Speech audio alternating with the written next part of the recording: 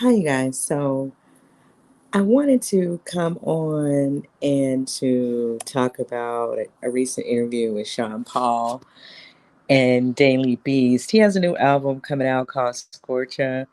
And so I guess he's, on a press run. And for whatever reason, these rumors about Sean Paul and Beyonce will not die, right? Because this was like a long time ago to me. This is just my opinion. Um, But he was asked, of course, by the writer about his favorite collabs, right? And so he started naming people that he enjoyed working with. He didn't name anyone that he did not, because the writer asked him, who are some of the favorite people you enjoy working with and you didn't necessarily enjoy working with. He did not name anyone. He just started saying Busta was his favorite. And of course, he really enjoyed working with Rihanna and just hanging out with her. He started talking about hanging out with Rihanna. And then the writer just, I guess, decided, well, I'm just going to go on and just ask him about Beyonce because he started, the writer, you hear the right, you can see the writer saying, so what about your collaboration with Beyonce? And so he started answering. He said that, she was coming out of Destiny's Child, which is true. This was on Baby Boy is on her first solo album, right? And so he thought it was a good idea. He wanted to do the song. And so and here's the part that becomes kind of weird for me. Like I do agree with him. How did all of this fall on him? But they were the one asked him to do the song. Like I mean, you already know that he's I mean, for most people, he's classified as a good-looking guy, and he's doing all this dance hall music, right? Which is sexy by nature. So you kind of already know what's going to happen with that when you put Beyonce or anyone with the Sean Paul, right? And so I do agree with him about that. But anyway, he started kind of explaining the situation, and he was saying that it wasn't really what people were saying. He didn't really know where the rumors were coming from, but the rumors were out there, and I do remember this. She was dating Jay-Z at the time, and of course, Jay-Z and Beyonce had "Crazy in Love," which is also on the same album. For me, my thought process was maybe Jay-Z, just I'm not a man, so I can't speak for them, but just seeing another guy on the album who could command attention, take attention away from him, he would have a bit of an issue with that, right? Because definitely Sean Paul was going to do that because they both had these collaborations with Beyonce on the album, but he is her boyfriend. And so maybe he felt because that's kind of what most people were saying that it was Jay-Z was the one trying to keep them apart, right? Like they were saying that he couldn't film the video while she was filming the video. Like they were saying Jay-Z was saying this now, okay? This was all rumor. I don't know if he was doing this or not. But you can imagine how something like that could be true. Like I said, considering they were in a relationship, but they were also working together on this project as well. And so, you don't want the Sean Paul to come in and take that attention off of you, right? So I don't know. I kind of believed it was Jay-Z for me. I was like, yeah, I could see how that could happen, especially if they were in a new relationship as well. And then Beyonce is considerably younger than him. So it's a thing where he could have a little bit more control over her and some of her decisions. Like she might really take what he has to say, and kind of apply it, right? But Sean is saying that he didn't really feel like it was Jay Z in this article, and so that's interesting. He's kind of saying he felt like it was her management. So I thought, oh, shade, because everyone knows that the management was Matthew Knowles, Beyonce's father. So I thought that was pretty interesting because I think that's the first time that has even been put out there. That maybe the father was the one not really wanting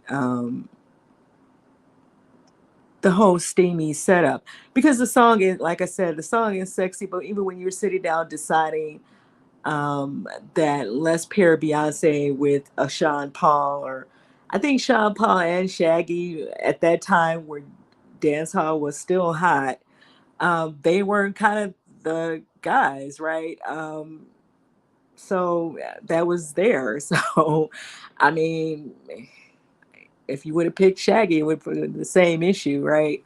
Um, and not to say not some of the other guys, but I think a lot of the other guys were a lot older, and people probably just would not have made that connection with the Beyonce. I think Sean Paul, he might be, he's probably older than Beyonce as well, but I'm just, just the look of them. The Sean Paul and Beyonce look was a look, right? And then the song is sexy.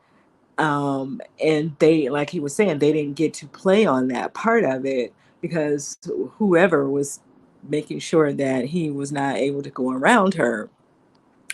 And he said, so, the song was on the charts for like 9 weeks. It was at number one for 9 weeks. And that was a big song. And it's still a good song even today, right? If you put it on.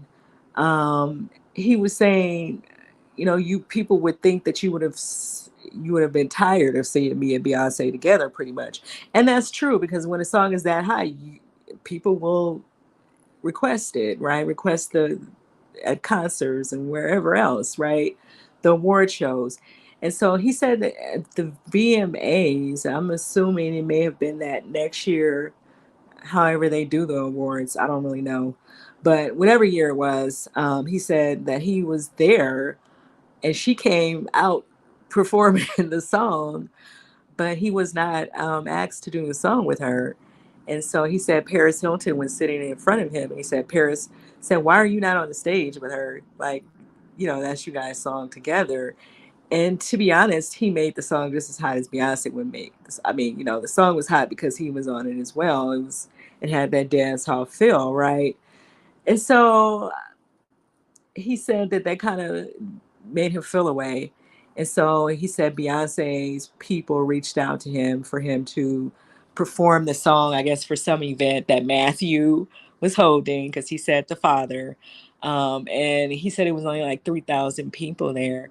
Um, and so they, of course, did not talk to each other. And he said he just kind of got tired of it, I guess. Right. He said so when he and Beyonce were supposed to perform the song, he didn't go out and he told them that he wasn't going to do it and left. He just said he was just tired of the treatment. And I don't blame him. I think that was a little weird. Like, you guys went through the motion of recording this song, you kind of just have to go on and play that out. I don't really think anybody would have really, really, really thought they was doing anything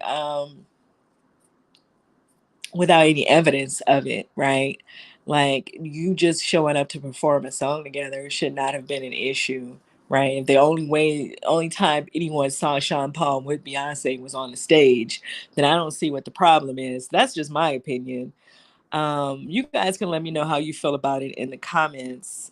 I just thought that the article was pretty interesting because that was the first time I've ever heard anyone put it on the management. But now that he's saying that, I can see how that could be true, right? I don't know. I don't know if Matthew will respond to that, or even because he didn't say his name, but everybody knows that that's who her management was at that time. He was still managing Beyonce. I think up until her third album or something, like somewhere in there, her third solo album. So I don't know, somewhere in there, he was still her management. So yeah, if he feels that way, then that means that the father was doing it. And you never know, it could have been Jay-Z and the father feeling that way, like at the same time. But like I said, for me, it's like, why even do the song? Why do the song if you feel that way about him going around her?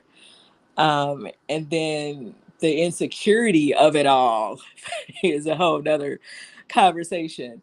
But let me know what you guys think about this in the comments, about what he had to say in this article.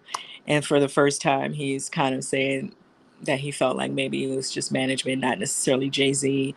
But He didn't really know what it was, but it just gave off a weird energy for him that they were only allowed to perform the song 3 times, and it was a big song for both of them. And so, let me know what you guys think of what he had to say about that. And how do you feel about that? Like people collaborating like that and then feeling like they don't want the other person around them after the song is out there. That's kind of a weird situation.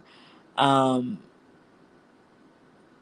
but like I said, I understand at the same time she was still, she was young. Her relationship with Jay-Z was new. And so you probably want to keep the tension down and the problems down. But I feel like that's something that should have been taken into consideration before they even put the song out there, right? Like, are you going to be okay with me going out and performing this song with her? I mean, with him. Um, and then, of course, the writer at the very end, he asks him, "So, Sean, did anything happen between you and Beyonce?" And he says, "No. I mean, how could it happen anyway? They wasn't even like they were not never around each other. He wasn't even allowed to go around her when she was filming the video, when they recorded the song. So they were never together. They were only together 3 times in the history of that song.